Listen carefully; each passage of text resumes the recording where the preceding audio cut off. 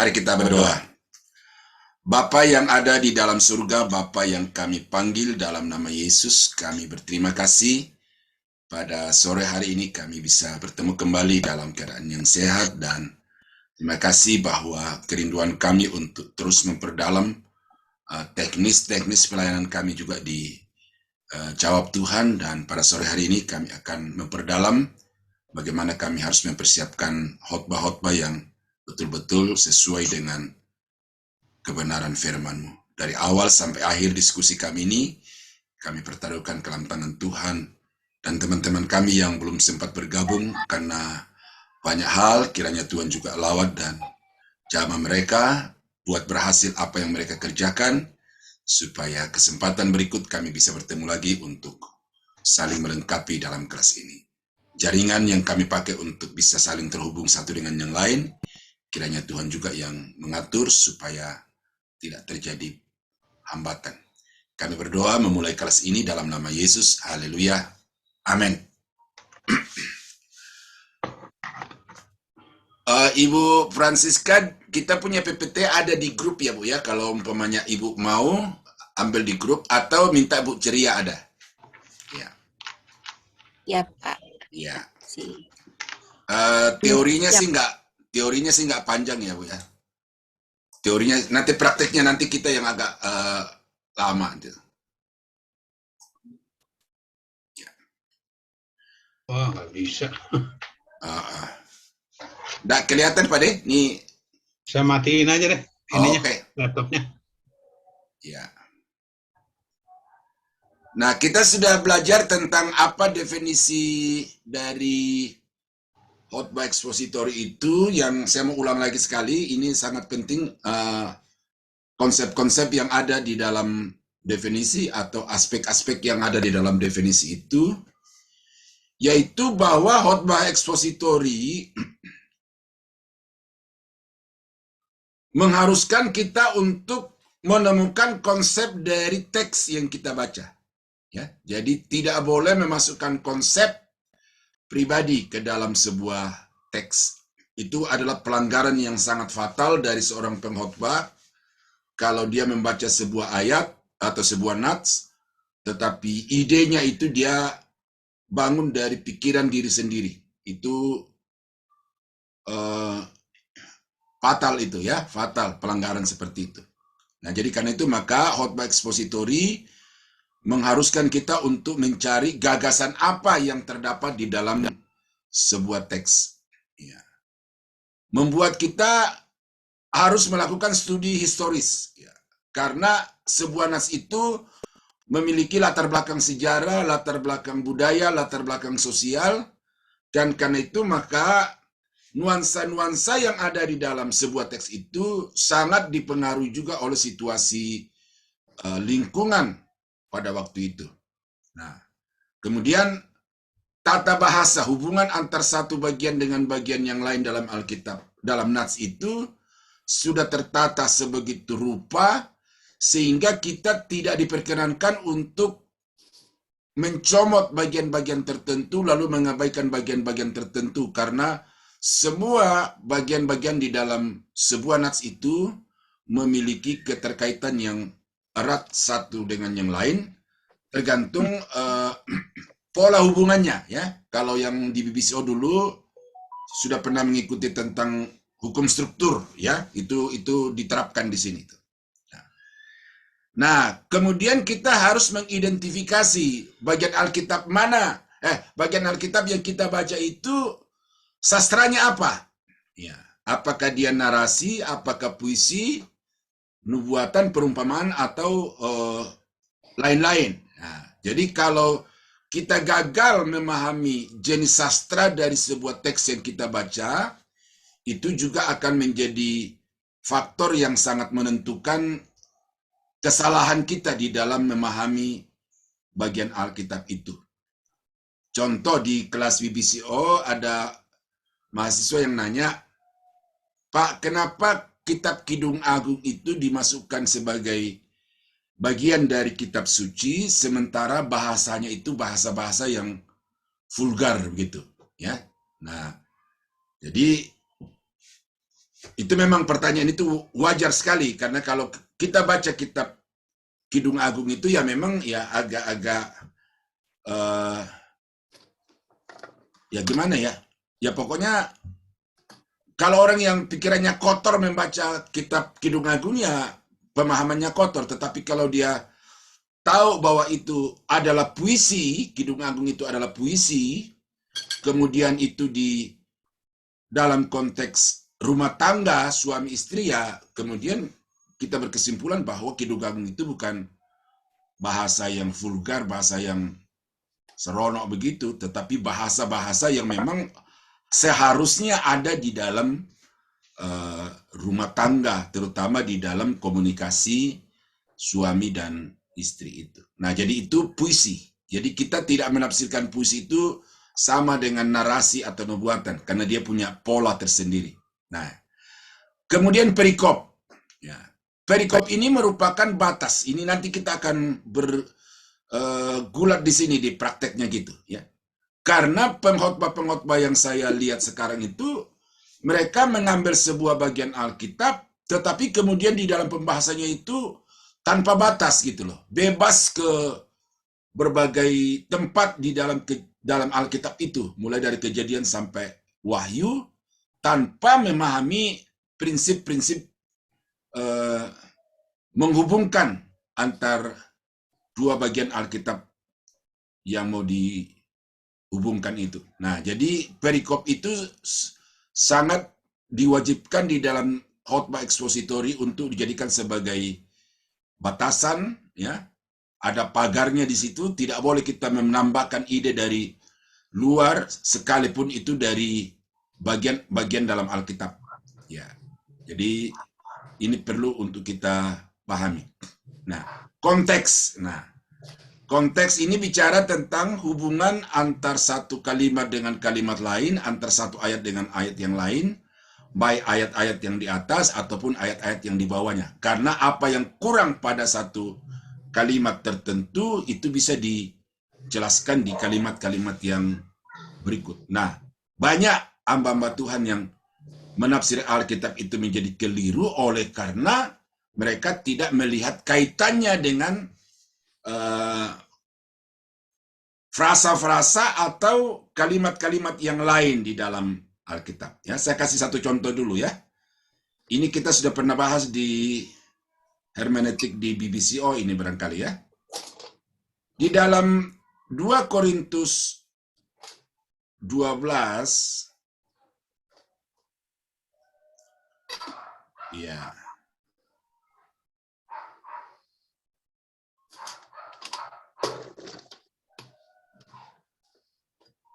Di mana ada kata duri itu.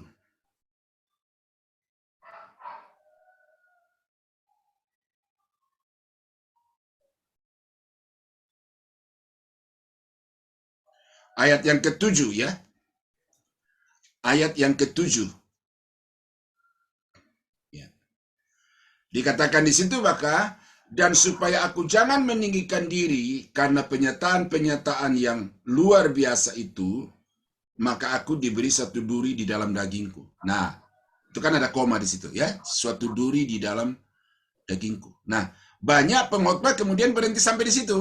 Lalu duri itu ditafsirkan, diambil dari bahasa aslinya, kemudian dicari referensi-referensi lain dalam Alkitab, ya, lalu sampai kepada kesimpulan bahwa duri di situ adalah penderitaan. Padahal kalau kita baca frasa selanjutnya, itu ada penjelasan di situ bahwa duri yang dimaksud di dalam bagian yang tadi kita baca itu dijelaskan di dalam ayat yang kalimat yang berikut, yaitu seorang utusan iblis. Jadi duri di situ tidak perlu dicari lagi dari akar katanya, dari bahasa aslinya, kemudian dari referensi-referensi di dalam Alkitab lebih dahulu. Tetapi di sini sudah jelas bahwa yang dimaksud dengan duri itu adalah seorang utusan iblis. Nah, jadi itu yang dimaksud dengan konteks. Bagaimana kita melihat keterkaitan antar satu frasa dengan frasa lain, antar satu ayat, kalimat dengan kalimat lain, antar satu ayat dengan ayat lain di dalam teks itu. Nah, ini bapak-bapak, ibu-ibu harus mahir ini, ya, supaya tidak memberikan arti kepada sebuah nas itu secara subjektif. Ya. Syarat seorang ekspositor, ya, ini nanti dibaca, saya sudah bacakan ya minggu lalu. Nah, pentingnya khotbah ekspositori, ini yang baru kita malam ini, ya. Mengapa khotbah ekspositori itu saya konsen untuk mengajarkannya dan sangat terbeban untuk mengajarkannya, karena ini hasil temuan saya di dalam pelayanan ini, ya. Bahwa rendahnya penghargaan kepada khotbah dan pengkhotbah. Ya. Bagaimana sekarang ini khotbah-khotbah di gereja-gereja itu orang hampir dalam kenyataannya hampir dianggap hanya sebagai pelengkap dari suatu ibadah. Ya. Orang lebih fokus kepada pengisi-pengisi acaranya yang lain daripada khotbah, karena ada sementara ya kelompok-kelompok tertentu di dalam gereja yang menganggap bahwa khotbah itu ya biasa saja gitu. Nah, kemudian penghargaan yang rendah kepada pengkhotbah, karena terutama orang-orang kaya di dalam gereja, pejabat-pejabat di dalam gereja, pentolan-pentolan di dalam gereja itu di dalam hatinya mereka berpikir bahwa ya saya pun bisa berkhotbah. Saya berani tampil, saya lancar bicara, saya fasih bicara, wawasan saya luas, pengalaman saya luas, jadi saya pun bisa jadi pengkhotbah. Dan itu yang terjadi di persekutuan-persekutuan doa, di gereja-gereja, khususnya di gereja-gereja aliran karismatik itu.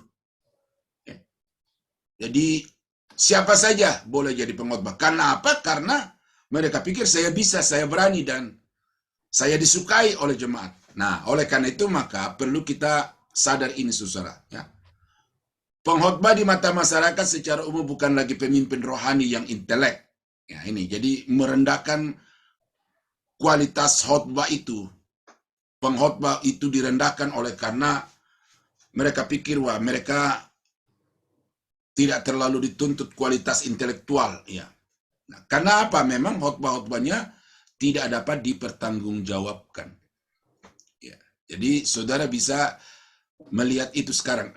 Nah, dengan apa yang saya sampaikan kepada Bapak Ibu nanti ini, saudara sadar atau tidak sadar sudah bisa secara langsung menilai khotbah-khotbah yang saudara dengar di gereja saudara nanti itu, apakah khotbah ini sesuai atau tidak, apakah khotbah ini berkualitas atau tidak, gitu ya. Nah, nanti kita akan sampai ke situ.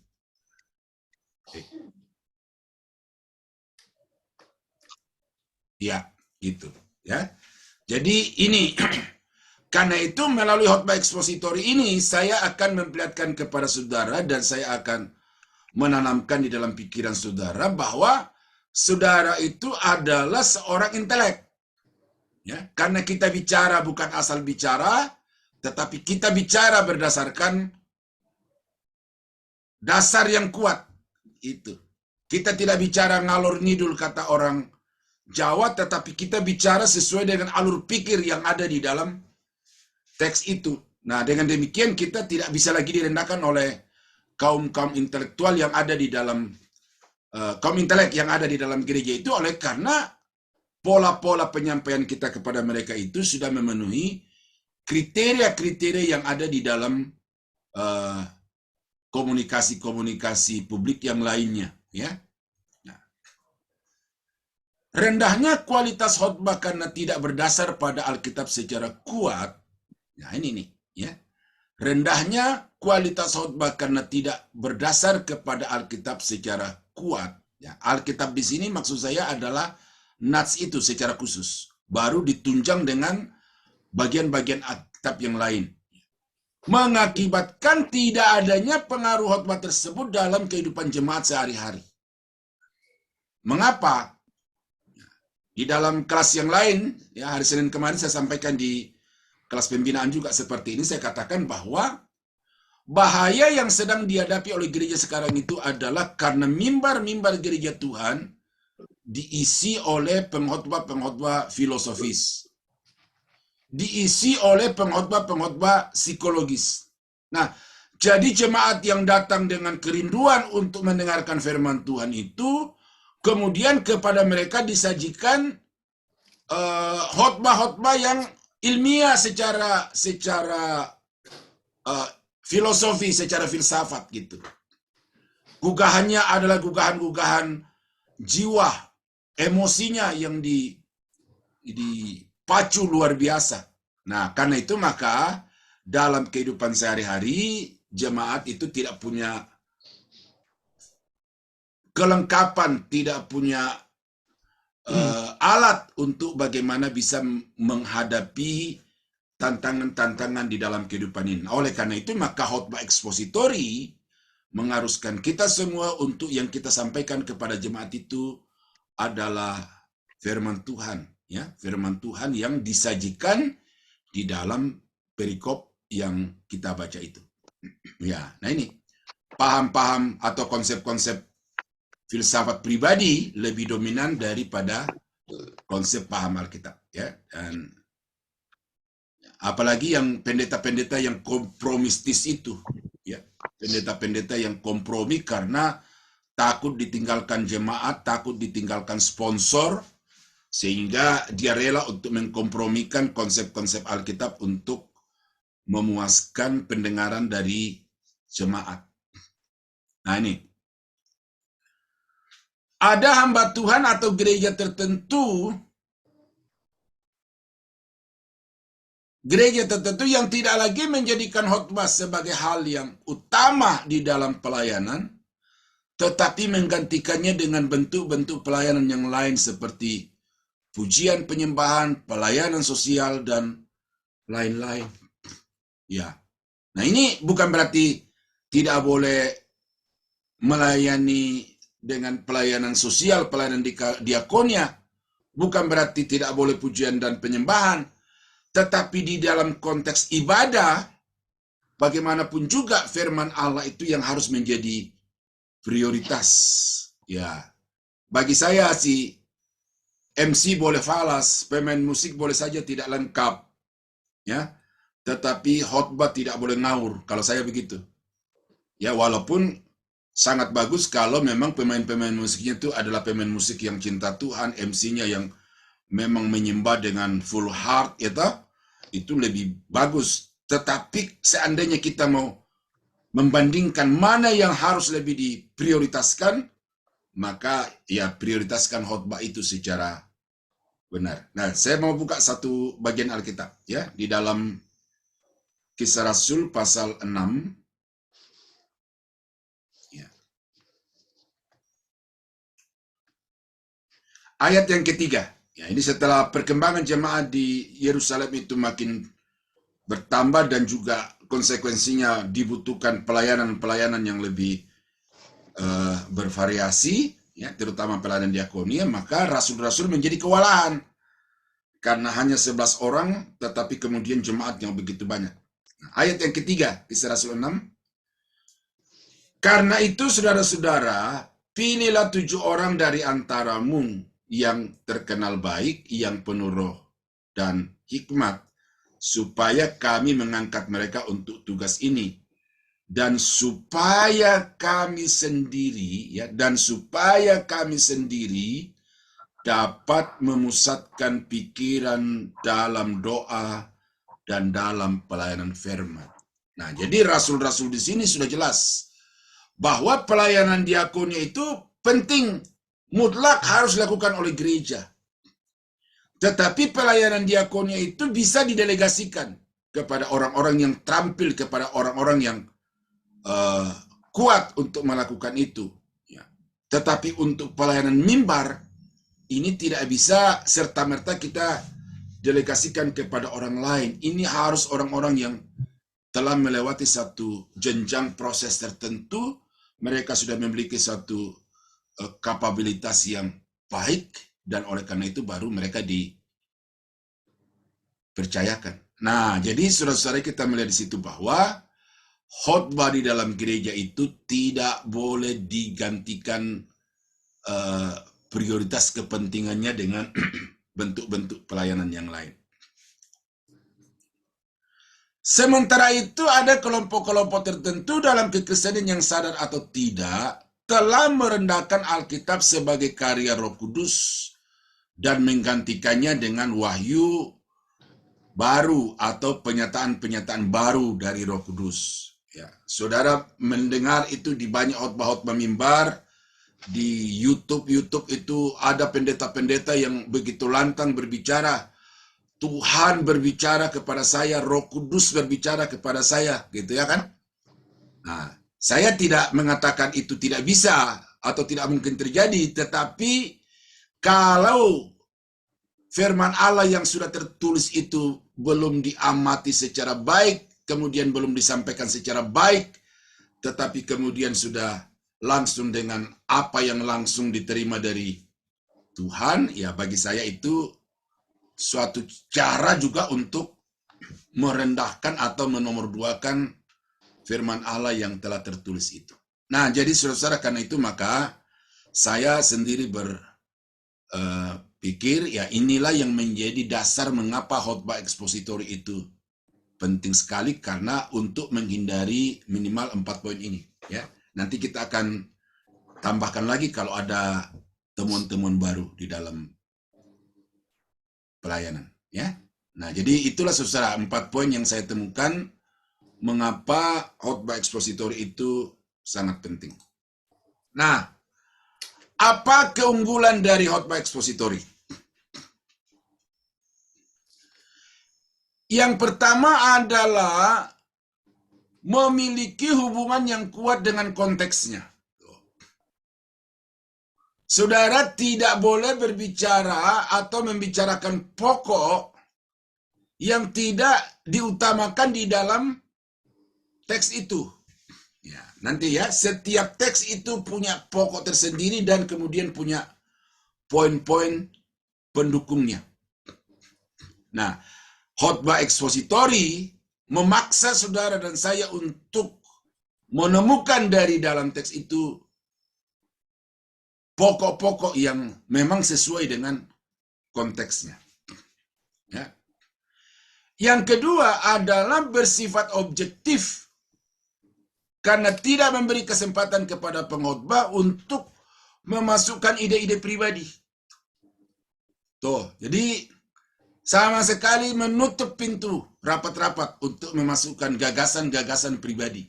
Makanya tidak boleh ada kata menurut saya pikir, menurut buku ini dan itu, menurut pendeta ini, pendeta itu sama sekali tertutup untuk khotbah ekspositori.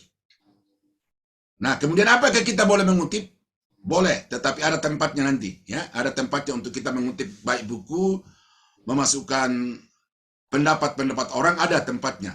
Tetapi untuk membangun sebuah konsep itu pertama-tama harus muncul dari dalam teks itu sendiri. Ya, ini jangan sampai kita menjadikan kebenaran subjektif menjadi kebenaran yang objektif, dan ini yang menjadi racun, ya. Saya pakai kata racun bagi jemaat Tuhan sekarang ini karena mereka dijejeli dengan kebenaran-kebenaran yang subjektif. Ya, memang dibumbui dengan ayat-ayat Alkitab, tetapi ayat-ayat Alkitab itu dipaksa, ya, atau menurut istilah Alkitab diperkosa untuk mendukung gagasan-gagasan pribadi. Nah, khotbah ekspositori memiliki kesatuan yang kuat antar semua ayat-ayat di dalam nas tersebut. Jadi tidak ada satu bagian atau katakanlah satu ayat yang kemudian kita abaikan, ya. Setiap kalimat, setiap anak kalimat itu sangat penting dan sangat berpengaruh kepada keseluruhannya.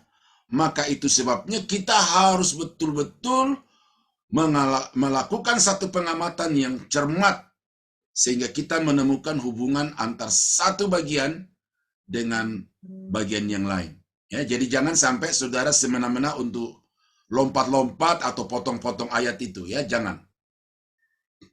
Nah, Kemudian khotbah ekspositori menyediakan bahan khotbah yang berkelimpahan dan mudah ditemukan. Setiap kali saudara membuka lembaran Alkitab, ya di situ ada bahan khotbah.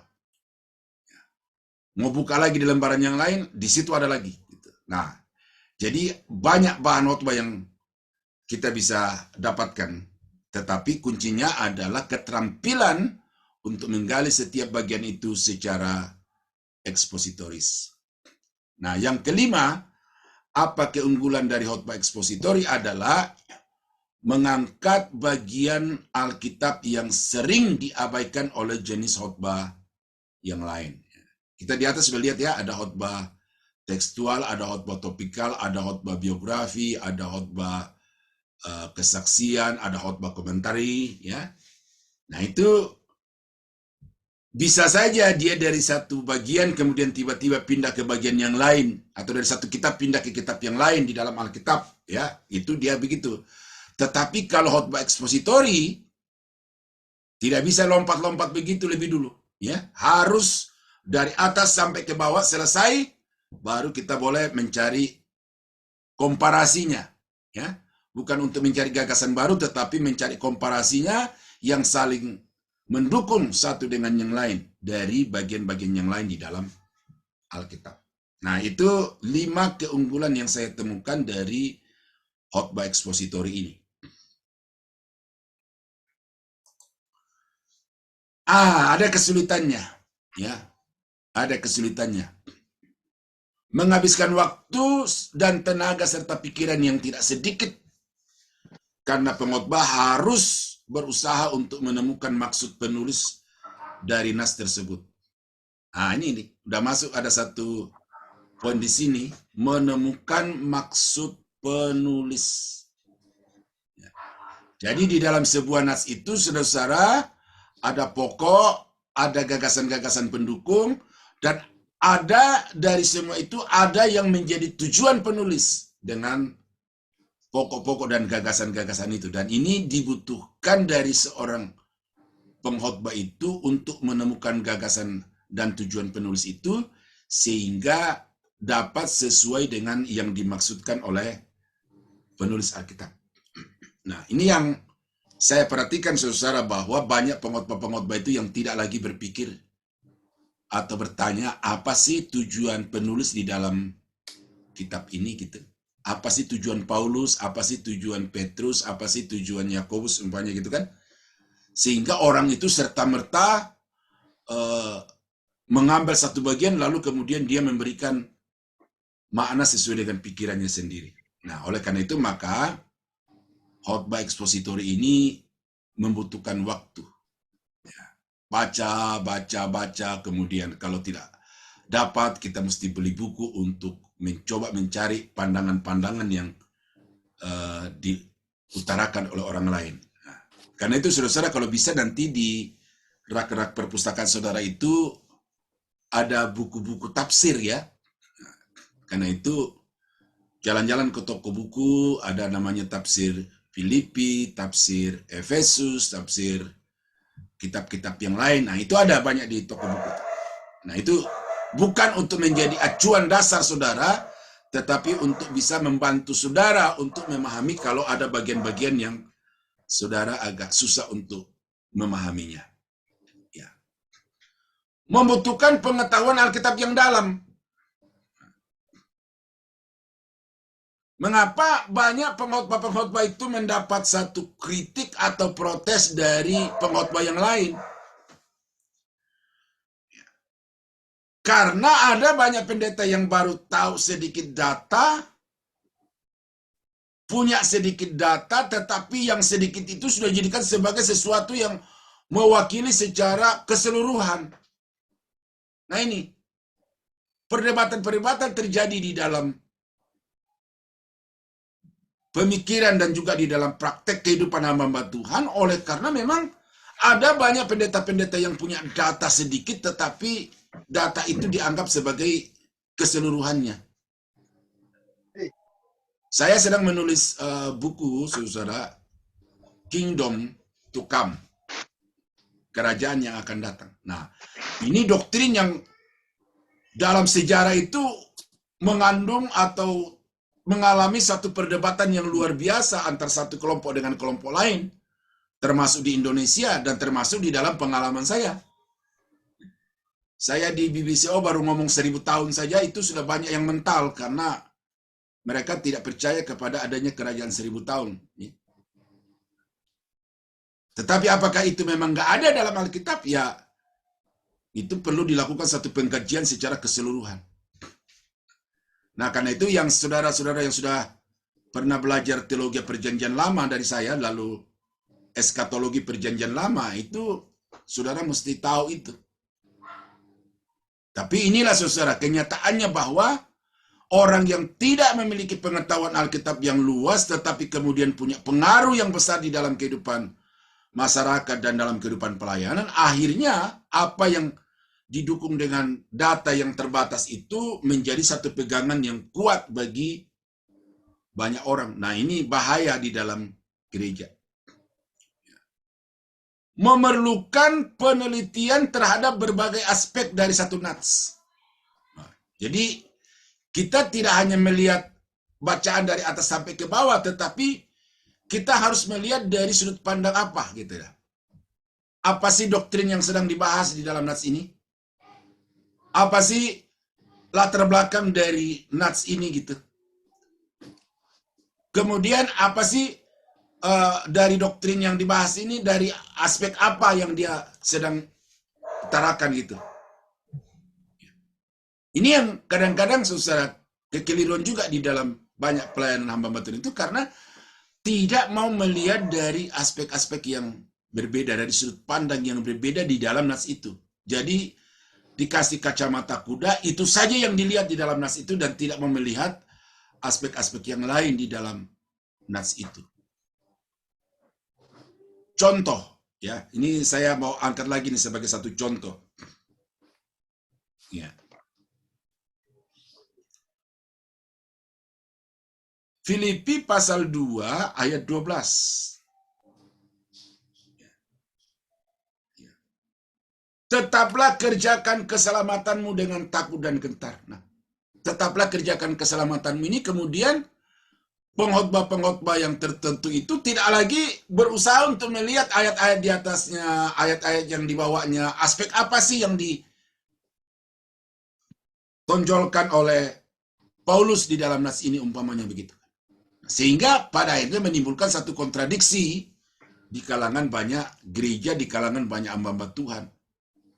Apakah keselamatan itu karena hasil pekerjaan atau karena anugerah? Jadi ini saudara-saudara mesti lihat itu, bahwa kita tidak boleh serta-merta mengambil satu kesimpulan tanpa harus melihat bagian-bagian yang mengutarakan tentang aspek yang lain. Jadi di dalam ayat 12 itu nih, coba perhatikan ini. Saudara-saudaraku yang kekasih, kamu senantiasa taat. Jadi jemaat di Filipi ini di mata Paulus adalah jemaat yang sudah taat. Mengapa mereka taat? Karena di dalam pasal 1 menunjukkan bahwa mereka itu adalah orang-orang yang sudah dikuduskan oleh Yesus Kristus dan kemudian mereka sudah menerima Yesus sebagai Tuhan dan Juru Selamat. Nah, jadi ini bukan orang yang belum selamat yang akan selamat, tetapi orang yang sudah selamat yang harus terus-menerus mengerjakan keselamatan itu dengan baik. Nah, dari aspek bahasa, tata bahasa. Nah, seperti itu yang perlu kita pikirkan, saudara, ya. Ya, jadi itu memang satu kesulitan, ya. Bukan berarti tidak bisa dipecahkan. Bisa dipecahkan kalau saudara sudah memiliki teori yang bakunya, ya, untuk itu. Nah, kemudian kesulitan dari khotbah ekspositori yang berikut itu adalah karena kita memiliki ruang lingkup pembahasan yang terbatas dalam satu nats. Jadi, saudara-saudara yang kekasih dalam Tuhan, hari ini saya mau menyampaikan firman Tuhan dari Filipi pasal 2 ayat 12 sampai dengan ayat yang ke-18 umpamanya. Itu saja. Sehingga saudara tidak boleh secara sembrono atau semena-mena lompat ke ayat yang ke-19. atau lompat ke pasal 3, atau lompat ke pasal 4. Nggak bisa. Saudara harus konsekuen bahwa saya telah memilih Filipi pasal 2 ayat 12 sampai 18, karena itu saya harus menggali apa sih yang sedang dibahas di dalam nats ini. Bagaimana untuk bisa mencapai apa yang dimaksudkan oleh penulis itu. Nah gitu, jadi ini dibutuhkan satu keterampilan yang tinggi untuk bisa menemukan poin-poin yang ada di dalam nats itu. Nah, jadi karena itu saudara-saudara, maka perlu untuk kita terus-menerus menggali dan menambah keterampilan kita untuk menggali Alkitab itu secara benar dan bertanggung jawab. Ya. Iya. Nah, jadi saya kira itulah saudara-saudara teori-teori pendahuluan yang saudara perlu ketahui tentang khotbah ekspositori ini, dan berikut ini yang akan kita praktekkan ini secara terus-menerus ya. Kalau Bapak Ibu sudah mahir di dalam menerapkan slide yang ini, maka kita anggap pelajaran ini lulus, sudah selesai gitu ya. Tetapi selama masih ada hal-hal yang kurang pas, maka ya kita akan terus-menerus untuk mengulang-ulang ini. Nah, oleh karena itu sebelum saya masuk kepada prakteknya cara mempersiapkan khotbah ekspositori, dari beberapa pemaparan yang saya sudah sampaikan tadi, mungkin ada di antara Bapak Ibu yang mau bertanya atau mau berkomentar. Dipersilahkan. Ya.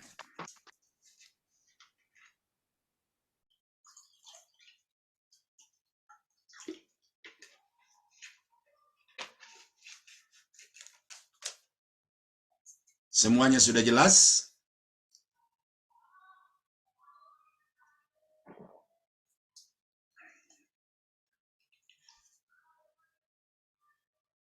Halo, apakah saudara saya terdengar? Saudara, coba direspon. Jelas, Pak Victor. Oh ya, Jelas, Pak. jelas ya. Berarti apa yang saya jelaskan juga udah jelas ya? Jelas, Pak. Oke, kalau begitu kita masuk ke dalam cara... Halo, ada? Victor, Pak. Siapa ini? Pak Victor. Oke, Pak Victor. Silakan, Pak Victor. Pak. Dalam hal mempersiapkan khotbah ekspositori kan tadi Pak sudah menjelaskan ada beberapa kesulitan-kesulitan yang dihadapi. Suara saya jelas, Pak. Putus, Pak. Agak putus-putus, Pak Victor. Ya, kesulitan-kesulitan. Saya matikan kamera ya. Ya, Sudah, Pak. oke, mantap. Oke.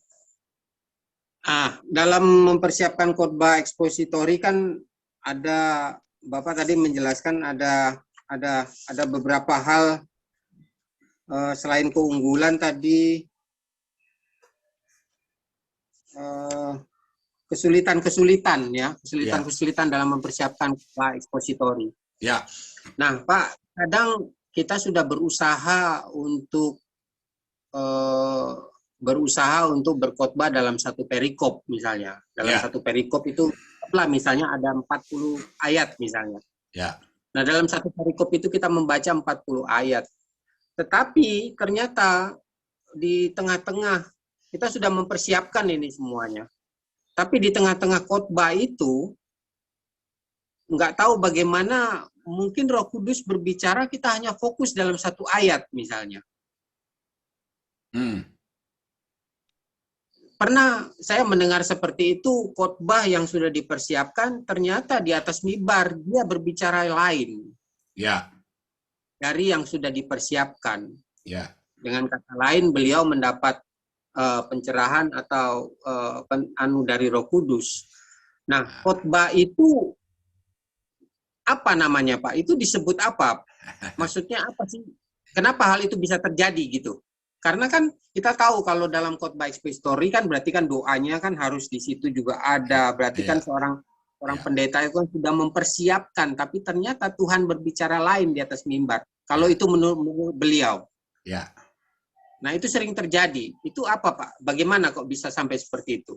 Ya, itulah satu bukti bahwa banyak pendeta-pendeta sekarang itu yang karena tidak mampu untuk konsisten dengan bacaan yang dia pilih itu, maka berdalih ini pimpinan Roh Kudus. Apakah ayat yang 40 tadi itu bukan dari Roh Kudus? Itu pertanyaan saya. Itu adalah dari Roh Kudus. Memang kalau Bapak katakan tadi itu bahwa fokus kepada satu ayat, memang nanti kita akan ketemu bahwa dari 40 ayat itu tidak semuanya harus diuraikan ayat per ayat, Pak. Tetapi harus ada satu ayat atau katakanlah satu bagian yang kemudian menjadi sumber gagasan utamanya. Nah, sehingga katakanlah kalau ada 2 ayat yang menjadi sumber gagasan utamanya itu, maka 38 ayat yang lainnya itu harus dibahas terpusat kepada yang 2 ayat tadi itu sebagai gagasan dasar utamanya.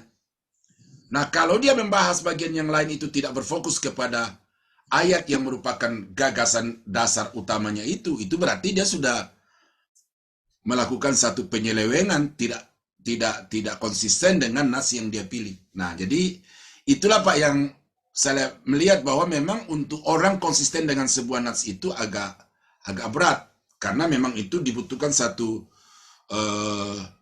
pemahaman bahwa setiap bagian dalam ayat ini adalah dari Roh Kudus, dan karena itu jangan semena-mena menggantikan dengan suara Roh Kudus yang lain. Nah, yang kedua bahwa untuk mencari relasi antar satu bagian dengan bagian yang lain dalam 40 ayat tadi itu memang tidak gampang, Pak.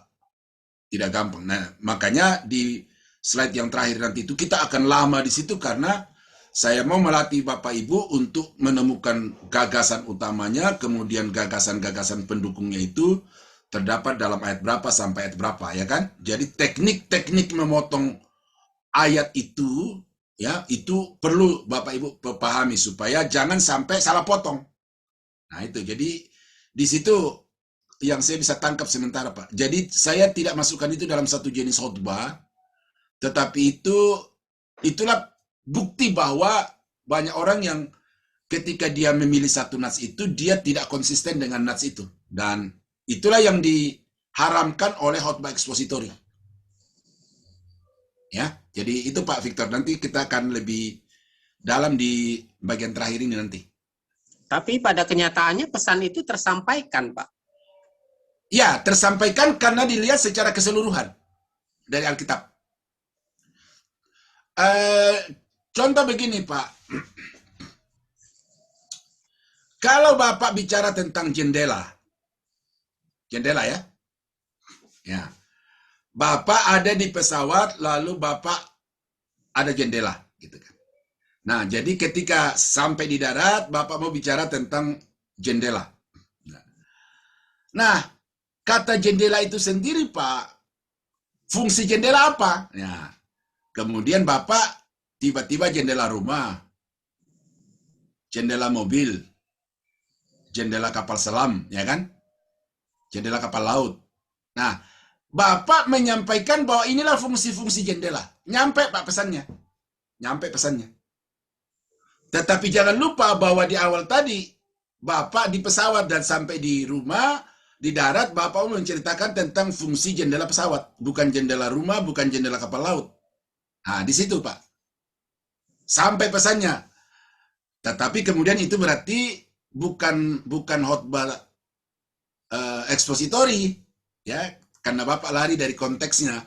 Bapak bisa saja berbicara tentang khotbah topikal di situ. Jadi kalau kita mau lihat pesannya sih, Pak, bagaimanapun Alkitab itu disampaikan, kata Paulus, ya, dia akan tetap sampai pesannya. Tetapi dari sisi keilmuan, ya, dari sisi keilmuan itu terjadi pelanggaran. Umpamanya Bapak mau baca dari surat Petrus nih, tetapi tiba-tiba Bapak melanjutkannya dengan surat Paulus, ya kan? Oh, banyak kutip dari ayat Paulus. Ya betul, firmannya tetap sampai. Tetapi apakah pikiran Petrus yang pertama Bapak ambil itu nyampe atau tidak? Atau kemudian Bapak campur adukan dengan pikiran Paulus. Nah, di situ Pak. Jadi di situ yang saya mau supaya betul-betul kita ketat di dalam nats yang kita pilih, ya. Bukan soal pesan sampai. Jadi menggali pesan penulis itulah yang harus diekspos, dieksplor gitu Pak ya. Oh iya. Pesan penulis itu tadi. Iya Pak.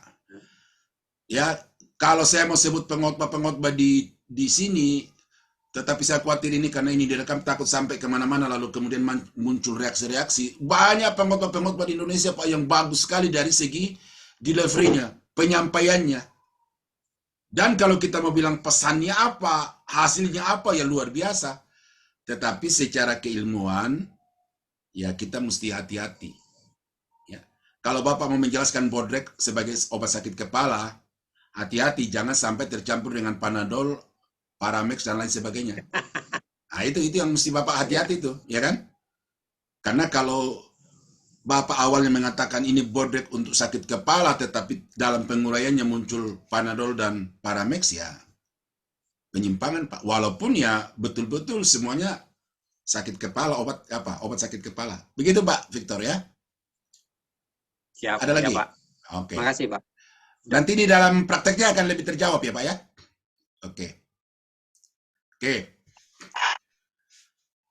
Nah, cara mempersiapkan khotbah ekspositori.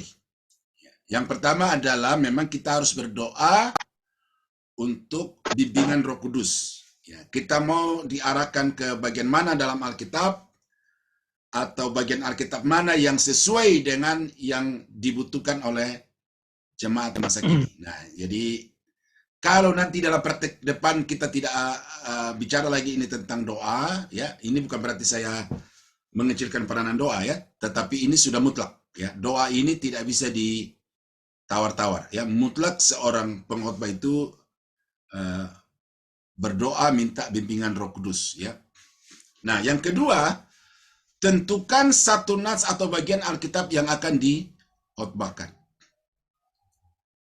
Baca nats tersebut berulang-ulang. Nah ini. Mungkin nanti praktek pertama adalah kita akan membaca dari Filipi pasal 2. Ya. Pasal 2 tadi itu. Jadi itu kita harus baca berulang-ulang sehingga menjadi jelas konteksnya. Ya ini. Jadi tidak boleh baca sekilas, tidak boleh baca sebuah nas itu sambil lalu, tetapi harus betul-betul digali. Kemudian bagi nas tersebut ke dalam garis besar menurut pokok-pokok pikiran. Nah, keterampilan bahasa Indonesia di sini, ya, kemampuan berbahasa Indonesia di sini akan memudahkan saudara untuk bisa melihat di mana peralihan dari satu pokok ke pokok yang lain di dalam nats itu. Nah, jadi setiap bagian Alkitab itu sudah sebenarnya jelas ya. Seperti dulu waktu kita di BBC yang mencoret-coret itu. Saya harap Pak Victor masih ingat ya. Ya. Memang bikin mumet, tetapi itu syarat mutlak untuk bisa membagi bagian Alkitab itu ke dalam kelompoknya sendiri-sendiri. Kemudian, beri judul kepada masing-masing pokok dengan memakai istilah teks. Ya. Nah, tentukan satu bagian atau satu ayat yang akan menjadi dasar eksposisi. Ya, saya pakai istilah singkatan DESI. DESI itu singkatan dari ide eksposisi, yang sekaligus menjadi tujuan khotbah. Ya. Sesudah kita buat dengan garis besar teks itu, menentukan gagasan utama dari sebuah ayat atau desi, maka berikut kita pikirkan judul-judul baru berdasarkan istilah kekinian dari setiap garis besar yang telah dibuat dengan memperhatikan kaitannya dengan istilah teks. mudah diingat, mudah dimengerti oleh pendengar, lalu bisa juga dengan keindahan bahasa. Sesudah itu, baru buatlah judul khotbah secara permanen yang ditopang oleh semua garis besar atau subjudul. Nah, jadi di dalam khotbah ekspositori Bapak Ibu, judul khotbah itu bukan di awal. Ya, judul khotbah itu bukan di awal. Judul khotbah itu ditetapkan hampir di bagian akhir dari mempersiapkan khotbah ekspositori. Nah, beda dengan khotbah topikal atau khotbah yang lain, ya. Kalau khotbah ekspositori, membuat judul khotbah itu ditempatkan di bagian akhir, hampir bagian akhir. Nah, kemudian susunlah khotbah dari awal sampai akhir. Nah, jadi saya harap Bapak Ibu menghafal ini ya, tidak hafal lalu diucapkan, tetapi artinya urutan-urutan ini kalau bisa Bapak Ibu pahami secara benar supaya kita kemudian mudah untuk menerapkannya di dalam prakteknya, ya. Contoh, ya.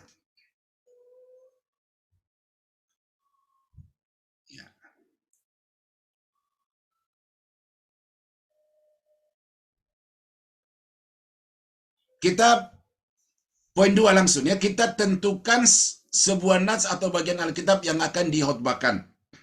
Ya. Untuk yang hadir di Sema Adonai ya, itu ini saya kira sudah dibahas ya.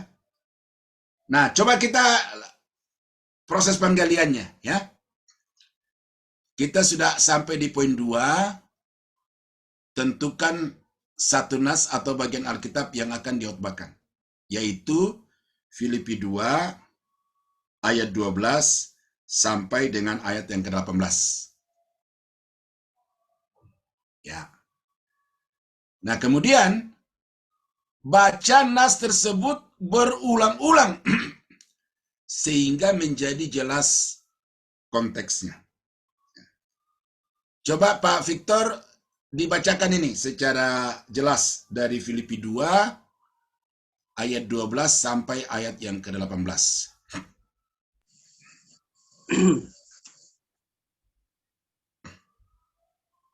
Filipi 2 ayat 12 sampai 18. Tetaplah kerjakan keselamatanmu. Hai saudara-saudaraku yang kekasih, kamu senantiasa taat. Karena itu tetaplah kerjakan keselamatanmu dengan takut dan gentar. Bukan saja seperti waktu aku masih hadir, tapi terlebih pula sekarang waktu aku tidak hadir. Karena Allah lah yang mengerjakan di dalam kamu, baik kemauan maupun pekerjaan menurut kerelaannya. Ya. Bukanlah segala sesuatu dengan tidak bersungut-sungut dan berbantah-bantahan, supaya kamu tiada beraib dan tiada bernoda, sebagai anak-anak Allah yang tidak bercela di tengah-tengah angkatan yang bengkok hatinya dan yang sesat ini, sehingga kamu bercahaya di antara mereka seperti bintang-bintang di dunia, sambil berpegang pada firman kehidupan, agar aku dapat bermegah pada hari Kristus, bahwa aku tidak percuma berlomba dan tidak percuma bersusah-susah. Tetapi sekalipun darahku dicurahkan pada korban dan ibadah imanmu, aku bersukacita dan aku bersukacita dengan kamu sekalian. Dan kamu juga harus bersukacita demikian dan bersukacitalah dengan aku. Ya, oke. Diasumsikan bahwa ayat ini kita sudah baca berkali-kali ya. Walaupun baru sekali dibaca oleh Pak Victor tadi. Tetapi diasumsikan bahwa bapak-bapak, ibu-ibu sudah baca berulang-ulang. Nah, sekarang coba kita poin 4 ya, poin 4. Bagilah nats ke dalam garis besar menurut pokok-pokok pikirannya. Nah, gitu. Dari ayat 12 sampai ayat berapa? Ya. Begini Bapak Ibu ya, di dalam membagi nas ini tidak harus bahwa satu ayat ya. Atau tidak boleh kurang dari satu ayat, bisa saja ya. Dalam satu ayat bisa ada 2 pokok Atau bisa saja satu pokok tetapi terdiri dari 2-3 ayat. Ya. Jadi tergantung bagaimana tulisan itu ya memaparkannya kepada kita. Nah, jadi karena itu maka di sini dibutuhkan kecermatan untuk kita membagi-baginya dari mana sampai di mana, lalu apa yang dibahas di dalam bagian itu. Oke. Ibu Ceria coba aktif, Pak Roni aktif. Dari mana sampai di mana, Bu Francisca yang sudah ambil hermeneutik dari saya? Pak Salbon, ya ditutup dulu yang PPT yang kemarin ya, sama Pak D ditutup dulu itu. Kita coba langsung dari nats ini.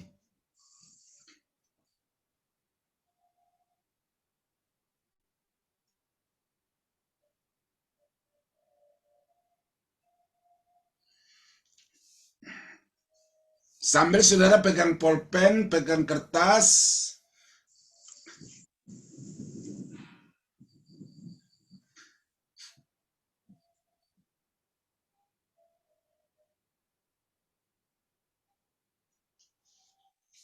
lalu tulis ayat 12 sampai berapa gitu, lalu bicara tentang apa, tulis di belakangnya.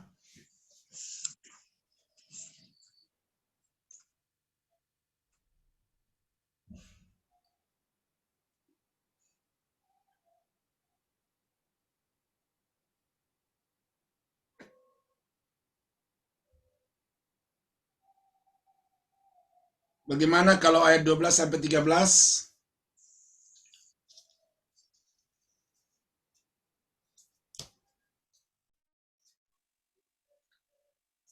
Kerjakan keselamatanmu dan takut dan gentar. Ya, ayat berapa sampai berapa? Ayat 12.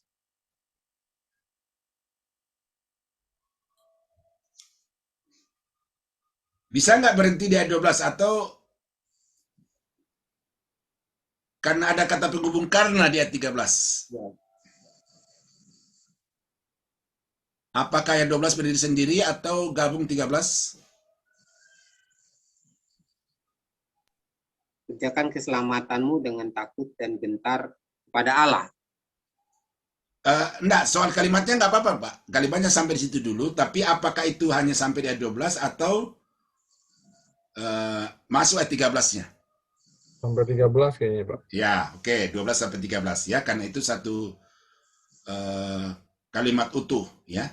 Oh iya. Ya. Nah, lalu 14. Kalau gitu 14 sampai berapa nih?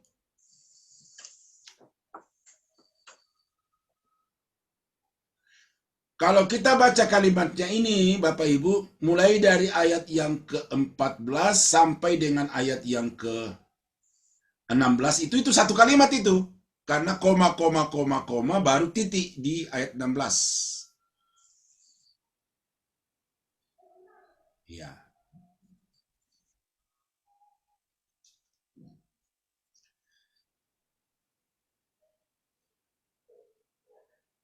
Satu-satu ya, Pak. Ya, jadi bisa satu-satu, bisa ya coba. 14 apa sendiri, Pak? Tidak bersungut-sungut. Ya. Ya, melakukan segala sesuatu dengan ya. Melakukan segala sesuatu tanpa bersungut-sungut. Supaya kamu tiada beraib. Satu itu katanya. Ya.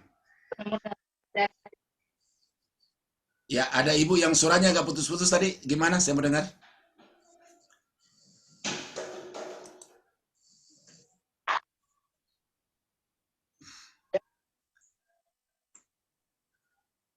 Ibu yang tadi suaranya terputus-putus, matikan kameranya aja, Bu, supaya suaranya jelas.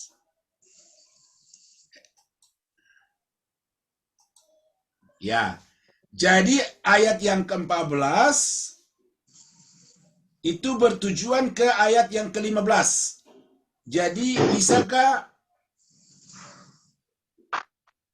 ayat 14, 15 digabung? Ya. Bisa. Ya.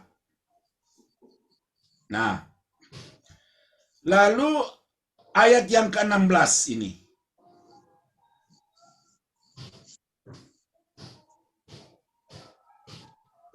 Karena di atas ada koma, berarti perintah utamanya itu adalah lakukanlah segala sesuatu dengan tidak bersungut-sungut dan berbantah-bantah. Bisa langsung lompat ke ayat 16. Nah, kalau bacaannya gitu. Nah, Berpegang teguh pada ya, berarti 16 itu bicara tentang apa? Berdiri sendiri, yaitu berpegang teguh kepada firman. ya.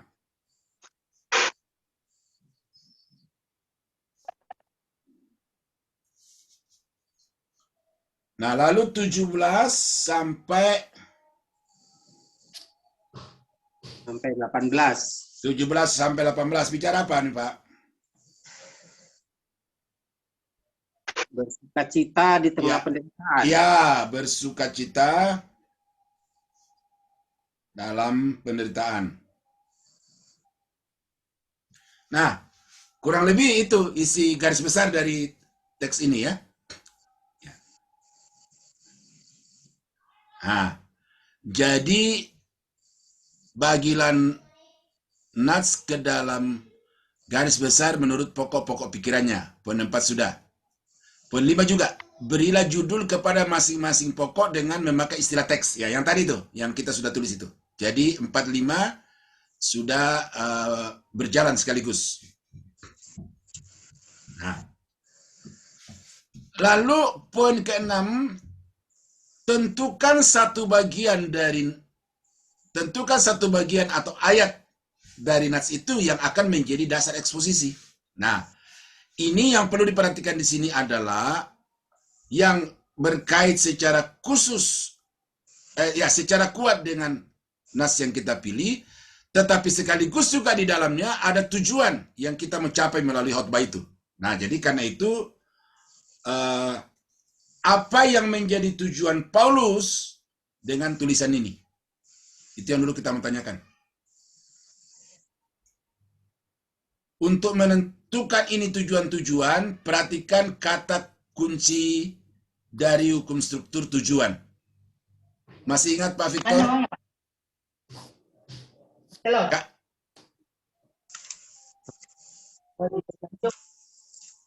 Apa itu ya? Kata kunci dari hukum struktur tujuan. Masih ingat? Bu Ceria masih ingat? Posisi aplikasi itu ya, Pak? Oh, bukan. Bukan. Iya. 16 hukum struktur itu ya, ada kata untuk, supaya, agar. Ya. Ya kan?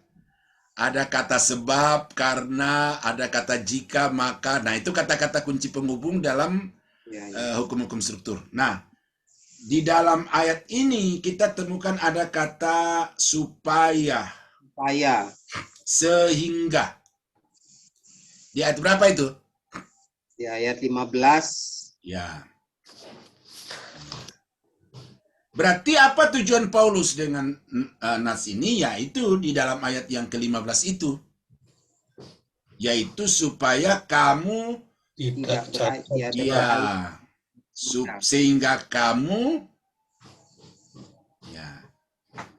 Jadi yang mana nih yang mau diambil? Yang di bagian A yang supaya atau sehingga di bagian B-nya?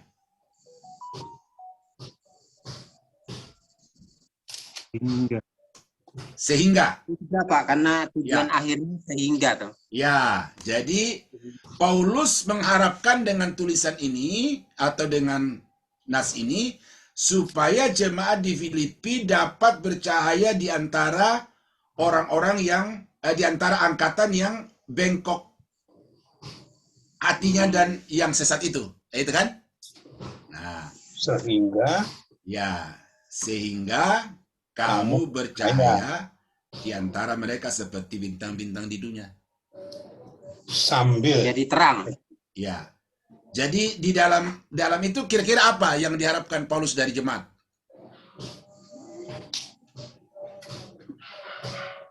Pak Salmon, kira-kira apa yang diharapkan Paulus dari jemaat di Filipina? Kata sehingga itu. Anak-anak Tuhan yang bercahaya. Ya, supaya anak-anak Tuhan bisa Cahaya. bercahaya. Ya. Bercahaya itu kan ungkapan ya. Kira-kira arti teknisnya apa kira-kira ini? Menjadi terang. Ya, terang juga masih ungkapan, Pak. Menjadi contoh dan Ya, teladan. orang-orang ya anak-anak Tuhan yang dapat menjadi contoh atau Dan teladan di tengah-tengah siapa? Tengah-tengah masyarakat. Bengkok. Ya, kita yang bengkok itu kita ganti dengan apa? Masyarakat atau kira-kira Pak Roni gimana? Kira-kira kalimatnya Pak Roni. Anak-anak Tuhan yang menjadi teladan di tengah-tengah lingkungan sekitar. ya masyarakat. di tengah-tengah lingkungan sekitar ya bisa. Di situ agak bebas karena sekali lagi bahwa untuk menentukan desi ini ya ada dua sisi yang perlu diperhatikan, keterkaitannya dengan nats, lalu tujuan khotbah saudara, gitu. Nah, jadi kalau Pak Salmon, Pak Roni, ya kalau mengkhotbahkan ini apa yang diharapkan dari pendengar itu maksudnya gitu, yaitu supaya mereka dapat menjadi contoh tadi, ya sudah dapat menjadi teladan, ya di tengah-tengah lingkungan atau di tengah-tengah masyarakat. Kurang lebih begitu. Orang-orang yang tidak percaya. Ya, atau di tengah-tengah orang-orang yang tidak percaya, atau di antara orang-orang yang jahat, gitu, terserah. Ya, bisa, gitu. Oh, ambil yang supaya juga bisa ya, Pak. Cuman terlalu sempit gitu ya. Kalau supaya itu untuk dirinya sendiri. Ya, Ya. Jadi untuk tujuan yang lebih luas itu ada di bagian B-nya itu, Pak. sehingga Ya.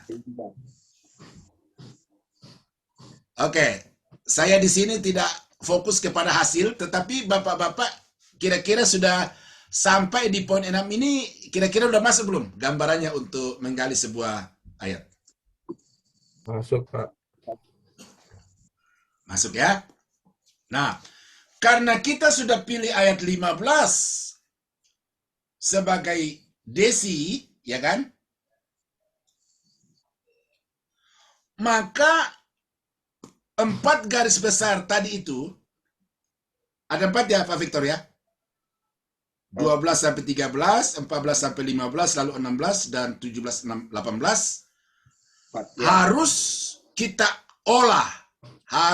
olah supaya terfokus, berpusat dan terfokus kepada ayat yang ke-15 itu. Nah, pertanyaannya adalah bagaimana supaya anak-anak Tuhan dapat bercahaya di tengah-tengah atau di antara orang-orang yang tidak percaya tadi? Kaitannya dengan 12-13. Ayo, itu. Kaitannya dengan ayat 12-13. Kerjakanlah keselamatanmu. Ya. Nah, karena itu kata kerjakanlah keselamatanmu di sini, Bapak Ibu, untuk saudara jangan bingung apakah ini syarat untuk selamat atau bagaimana, coba buka di terjemahan lain.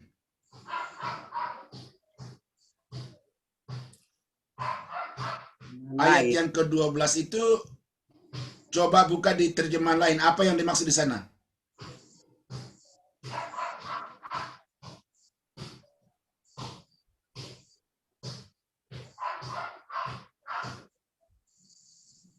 Coba buka di firman Allah yang hidup. Ada nggak di Alkitab saudara versi firman Allah yang hidup?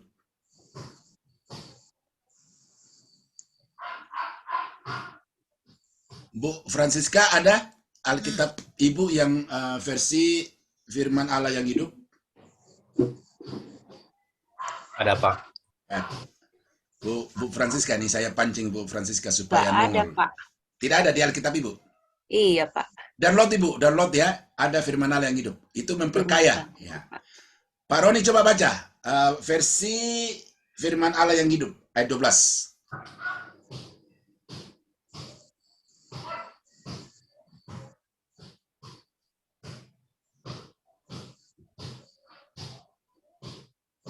Saya bantu Pak ya.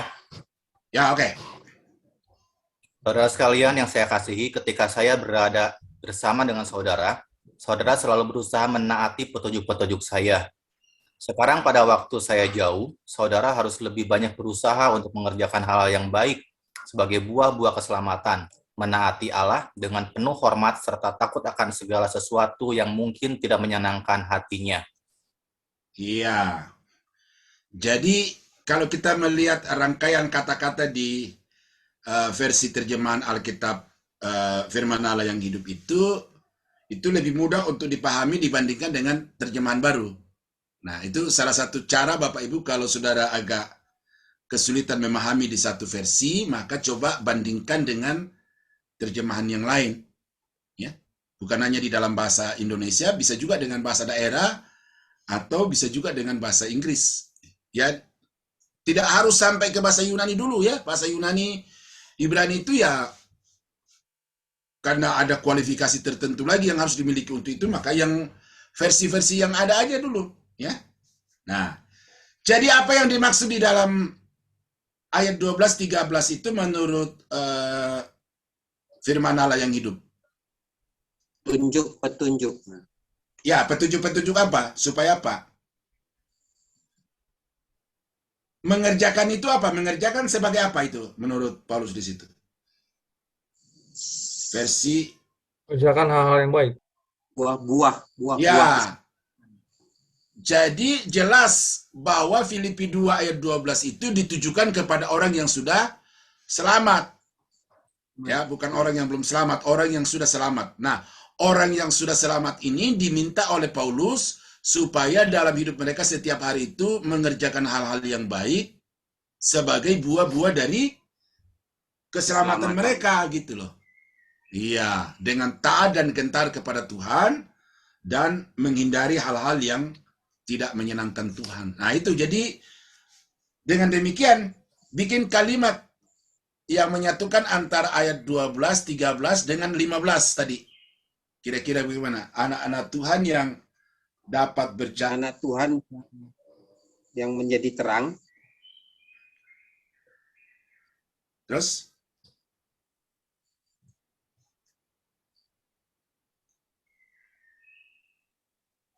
Halo, Pak Beta, terus kan tadi? Anak-anak Tuhan yang menjadi Anak-anak Tuhan yang menjadi panutan, yang menjadi terang. Ya, boleh. Terus kaitkan dengan ayat 12. Kristen. Harus mengerjakan buah-buah keselamatan. Mengerjakan hal-hal yang baik Ya, untuk buah-buah keselamatan. harus menghasilkan buah-buah Keselamatan. Iya, iya. Nyambung nggak kalimatnya, saudara?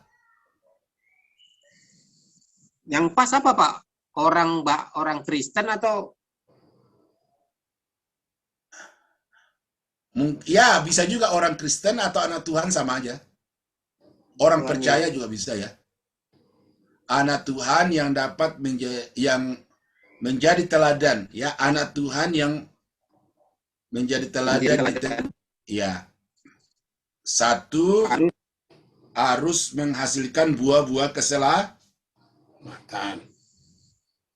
Menghasilkan keselamatan. Buah-buah keselamatan. Nah, jadi kata kerjakanlah keselamatanmu itu di situ udah terjawab. Ya. Bahwa yang dimaksud di situ bukan syarat untuk masuk surga, tetapi bukti daripada orang yang sudah memiliki surga. Hidupnya produktif. Nah, kita kembali ke ayat 15 bagian B, dikaitkan dengan ayat 14. Ya. Anak Tuhan yang dapat menjadi teladan di tengah-tengah masyarakat yang tidak percaya, bagaimana? Lakukan segala sesuatu dengan tidak bersungut-sungut. Oke. Nah, ini ada satu apa lagi nih ya, poin baru di sini. Kalau kalimat itu kalimat negatif, kan tidak bersungut-sungut itu kan negatif ya kan? Ya, Nah, coba kita rubah menjadi kalimat positif. Nah, bukan merubah arti ya, tidak merubah arti tetapi hanya merubah pengalimatannya. Harus Tulus. Tulus. ya mengerjakan segala sesuatu dengan tulus Dengan ikhlas. tulus atau ikhlas. ya tulus ikhlas. Tulus ikhlas digabung aja itu, tulus ikhlas. Iya. Anak Ayat Tuhan yang ke-14. anak Tuhan yang menjadi Coba. teladan di tengah anak Tuhan yang menjadi teladan di tengah-tengah orang yang tidak percaya harus melakukan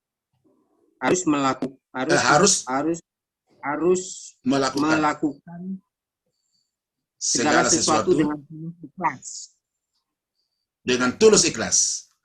Nyambung nggak? Nyambung, Pak. Bukan hanya kalimatnya, tetapi maknanya. Kira-kira nyambung nggak maknanya?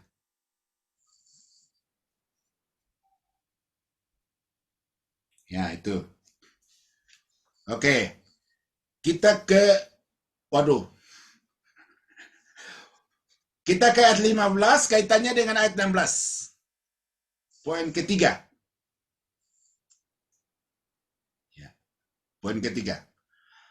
Anak Tuhan yang dapat menjadi teladan di antara orang-orang yang tidak percaya. Ngapain ayat yang ke-16? Harus menjadi terang. Ya. Iya, supaya menjadi terang harus ngapain? Ayat 16. Baca ayat 16. Kepada firman. Berpegang teguh pada Ya, firman. dia harus. Nah, ini dibaca begini. Melakukan segala sesuatu dengan berpegang teguh kepada firman. Itu kalimat lengkapnya ya.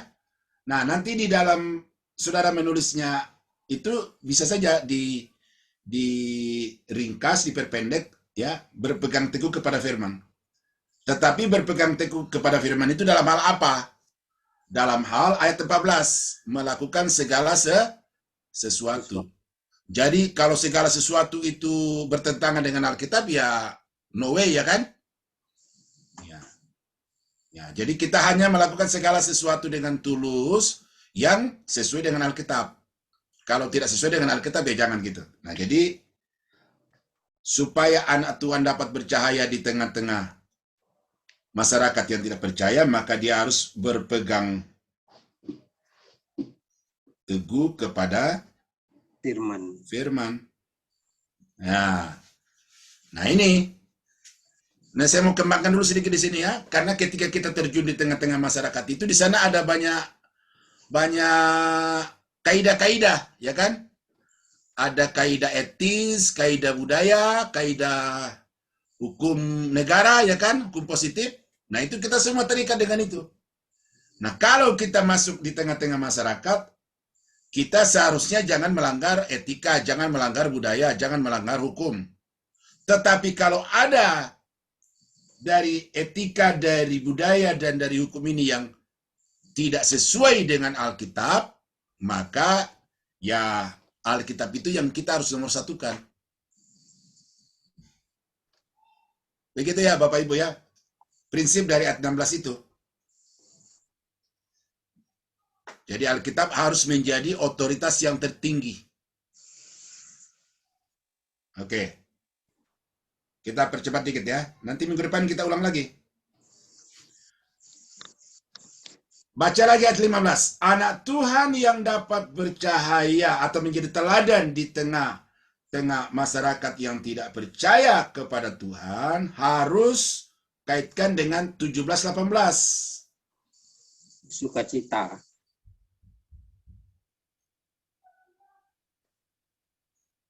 Bersukacita dalam penderitaan. Ya. Apa maksudnya ini? Ya. Oke. Nyambung nggak kira-kira? Ayat 15 dengan 17-18. Nyambung? Kayaknya bersukacita aja ya Pak, tapi di sini nggak menjelaskan kata penderitaan ya, nggak ada ya. Paulus di ayat 17. Tapi sekalipun darahku Ayat dicurahkan. 7. Oh iya, Oh, kata darahku dicurahkan itu apa itu? ya. Ya. Ini yang akan membuat orang Kristen berbeda dengan orang bukan Kristen. Kalau orang dunia bersukacita karena dapat lotre, karena menang judi, ya kan? Orang-orang Toraja, apalagi kalau kerbaunya dia menang, ayamnya menang, wah itu sukacita luar biasa itu. Ya Pak Salman ya. Nah, tetapi bagaimana kalau dia dihambat, kalau dia dimusuhi? Nah, itu. Nah, di situ perbedaannya orang Kristen dengan bukan Kristen. Orang Kristen itu sekalipun dia harus menderita, sukacitanya tidak berubah. Berkesudahan. Ya, gitu. Nah, jadi kita melihat di sini Bapak Ibu, ya. Detail-detailnya nanti kita minggu depan lagi. Nah, saya mau sampaikan di sini bahwa gagasan utama kita ambil dari Nats, yaitu dari Filipi pasal 2 ayat 12 sampai 15. Ya, gagasan utamanya dari situ, yaitu anak Tuhan yang dapat menjadi teladan. Ya, tentu bahasanya kita sudah berubah ya, kita sudah berubah karena kita sudah bermaksud sekarang untuk mudah dipahami oleh jemaat.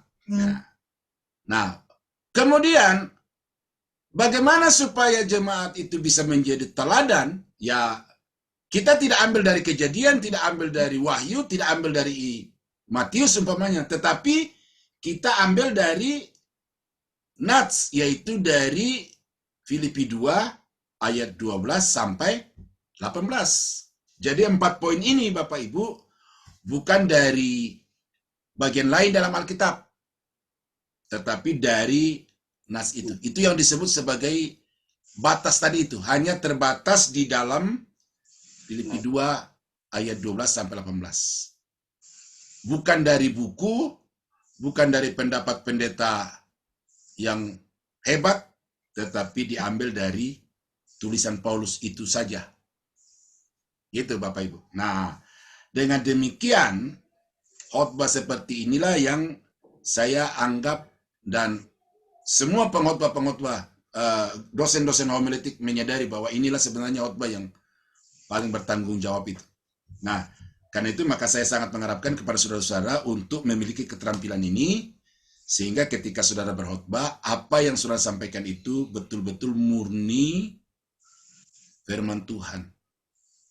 Ya, terlepas nanti kemudian di dalamnya ada kesaksian, ada kutipan-kutipan, nah itu nomor 2. Tetapi gagasan utama dan gagasan-gagasan pendukung itu tidak dari luar, tetapi dari dalam. Makanya disebut sebagai expose. Ya, sebagai expose. Nah, oke, Bapak Ibu, ada yang mau dikomentari dari Nas ini? Apa nih? Apa yang sudah kita kerjakan ini? Pak, tadi kan kita sudah dapat ini desinya ya. Jadi Ya. 4 poin. Nah, dari 4 poin dari 1, 2, 3, 4, 5 garis besar itu dapat 4 poin. Nah, 4 poin ini harus dalam 1 kali khotbah, harus selesai. Iya. Tunggu dulu, saya luruskan dulu tadi. Desi itu bukan 4 poin, Pak. Desi itu hanya di ayat 15. Ya, Ya. dari desi itu kan dapat 4 poin ini, Pak. Ya, pendukung-pendukungnya, ya. Nah, pendukungnya tuh dari 4 poin. Ya. Tadi yang kita sudah sampai bersukacita. Nah, itu harus dalam 1 kali waktu khotbah. Nanti itu kita akan sampai ke sana, teknis penyampaiannya memang dalam satu khotbah itu idealnya 3 atau 4 poin saja. Karena dalam satu nas nanti kita akan baca itu bukan hanya terdiri dari 4, tetapi bisa terdiri dari 8, terdiri dari 7. Nah, kalau sudah 8 atau 7 poin itu ya bagusnya disampaikan dalam 2 kali khotbah gitu. Dengan judul yang sama, dengan desi yang sama, tetapi kemudian dengan poin yang kemudian berkelanjutan gitu.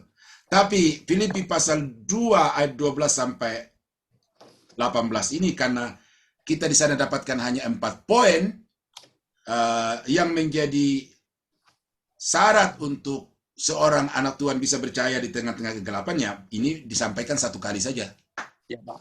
Ya, 1 kali saja. Kecuali kalau 6 ya, kalau 6 bagi 2 sudah. Apalagi 7, 8 ya kan? Kalau 9 bagi 3 kali udah begitu. Ya, begitu caranya. Supaya istilah saya di diktat khotbah saya itu, homiletik itu, sekali duduk, 2 kali berdiri, ya kan? Sekali duduk, 3 kali berdiri, gitu maksudnya gitu. Jadi kita sekali mempersiapkan, tetapi kita mengkhotbahkannya 2-3 kali. Bisa 4 kali, ada bagian Alkitab yang bisa sampai 4 kali. Ya, begitu.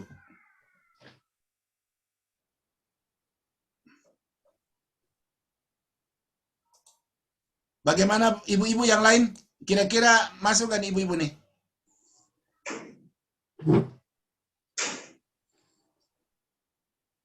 Iya. Nah, ini sudah pernah Pak Daniel review sebelumnya. Oh, sudah pernah ya. Sudah di kelas lain, tinggal Sudah mengulang ya kan? pernah, Pak. Ya. Tapi ya saya harap Saya mengulang sampai review ya. dengan ini semakin tajam ya, Ibu ya. Iya, iya, Pak. Tapi yang Ada- duri itu ya, Pak ya. Yang duri. duri itu yang masih jadi pertanyaan ya, Pak ya. Ada apa Pak Daniel kan memperkirakan itu kan bukan sakit, itu kan orang. Dan ternyata ada juga, Pak, kayak dari ortodok itu juga mereka mengatakan bahwa itu bukan penyakit memang, Pak. Seperti Ya. itu ternyata. Karena dari ininya Bu, bukan dari teksnya itu. Coba Ibu baca susunan kata-katanya di dalam itu kan. Kan ada kata yaitu. Iya, Ah. yang dulu Bapak pernah ngajarin saya itu kan, dan memang Iya, saya amati, oh iya ya, ternyata bukan penyakit ya. Iya. Dan ternyata memang juga banyak ternyata yang berpikir itu bukan penyakit. Berarti yang diajarkan selama ini penyakit itu kurang pas, Pak, kalau secara hermeneutik. Nah, itu yang saya bilang tadi. Dia belum amati 2 Korintus 12 ayat 7 itu secara benar. Dia sudah lari ke Galatia, karena di Galatia dikatakan bahwa Paulus menulis dengan huruf yang besar-besar, ya kan? Iya, ada yang mengira hanya Orang sakit, berkesimpulan bahwa Paulus sakit mata, makanya dia hurufnya harus besar-besar. Itulah Bu, Betul. ya pola-pola seperti itu yang harus kita antisipasi dengan berkhotbah secara ekspositori. Walaupun ada ayat pendukung bahwa Paulus itu orang yang sakit, ya ada ayatnya, tetapi kayaknya kok maksa gitu loh. Di Korintus 1 Korintus umpamanya Paulus mengalami penderitaan yang luar biasa gitu loh. Ya kan? Puasa, terpaksa, kedinginan, kelaparan, dicambuk, mau dibunuh. Ya. Kalau kita mau paksa ayat ke situ ya bisa. Ya, Paulus lagi. Pak Victor tadi bilang ya pesannya nyampe pesannya. Tetapi kemudian pemerkosaan terhadap 2 Korintus 12 ayat 7. Itu yang saya sangat tidak setuju dan saya sangat mengharapkan murid-murid saya tidak begitu. Iya, Itu. Pak. Ya. Oke. Iya. Pak Prayus, apa kabar Pak Prayus? Baik, Pak. Puji Tuhan. Gimana ini? Bisa nangkap? Bisa, Pak. Ya. Jangan lagi bersuka cita karena jagonya menangnya, Pak ya. Kita orang Toraja itu udah bahasa yang tidak perlu tersinggung dengan itu. Itu udah. Ya. Candaan saja. Iya, dan itu memang, aduh, bapak saya itu Pak, orangnya itu di situ tuh. Pak Salmon tahu bapak saya itu. Aduh, jadi ya. Oke, jadi saya kira bapak-bapak, ibu-ibu, ya. Ini baru 1 kali ya. Nanti kita akan Ulang lagi. lagi. Dan bisa kalau ada ayat-ayat atau ada bagian Alkitab yang Bapak Ibu mau supaya kita bahas, kemukakan 1 minggu sebelumnya ya. Iya. Umpamanya Bapak-bapak kasih ayat perikop malam ini, saya gali 1 minggu ini, minggu depan kita bahas di kelas gitu. Jadi jangan mendadak ya, karena saya perlu baca juga. Nah. Tetapi cara mempersiapkan khotbah ekspositori ini urutan-urutannya di apanya? Nggak usah dihafal kalimat-kalimatnya, tetapi urutan-urutannya ini diingat supaya kita tidak terlalu fokus dengan slide ini, ya. Oke. Saya kira begitu Bapak Ibu, karena malam ini masih teman-teman mau masuk kelas yang baru lagi, dan waktu semakin mendesak, ya saya kira kita tutup malam ini. Kalau saudara menurut semboyan dari restoran Padang, kalau Anda tidak puas beritahu kami, kalau Anda puas beritahu teman. Ya, karena saya mau supaya pelajaran ini dipahami oleh sebanyak mungkin pendeta, supaya mimbar-mimbar di gereja-gereja itu betul-betul yang disampaikan adalah firman Tuhan, ya. Pikiran penulis kehendak Roh Kudus dan bukan pikiran pendeta dan kemauan gereja. Terima kasih Bapak Ibu. Saya minta Ibu Francisca menutup kita di dalam doa.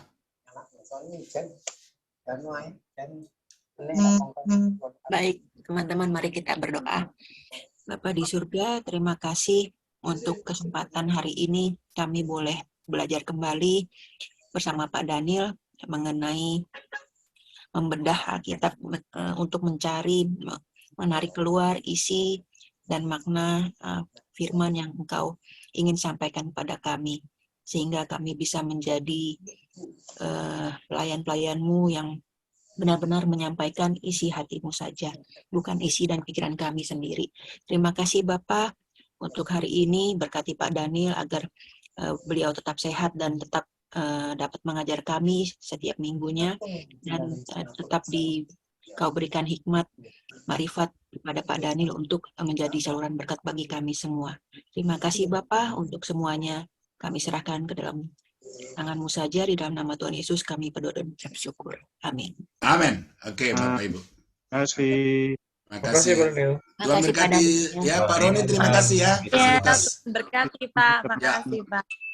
Sampai ketemu minggu Dia depan. sekarang sudah pakai mic Pak, lebih jelas Pak suaranya memang Pak. Lebih jelas. Ini ada yang janji mic dari Amerika tapi belum nyampe nih. Mudah-mudahan lebih bagus lagi dari kalau datang. Oh, mantap. Amin Pak. Mantap Pak, mantap. Yang standing mic ya Pak? Enggak tahu saya, tuh pokoknya udah dikirim gambarnya tapi belum nyampe, jadi saya belum. Mudah-mudahan nanti ada yang lebih bagus. Sip. Wah, mantap Pak, mantap, mantap, Tuhan mantap. berkati. Oke. Selamat malam ya. Berkati Pak. Malam, Pak Terima Daniel. kasih. Malam. Malam, Oh, teman-teman. Gimelo, Sonanasang. Pak Doni semua. Makasih semua. Saya end meeting ya. Terima kasih Pak Roni. Iya, Pak Sama-sama, Roni. Pak. Tuhan berkati.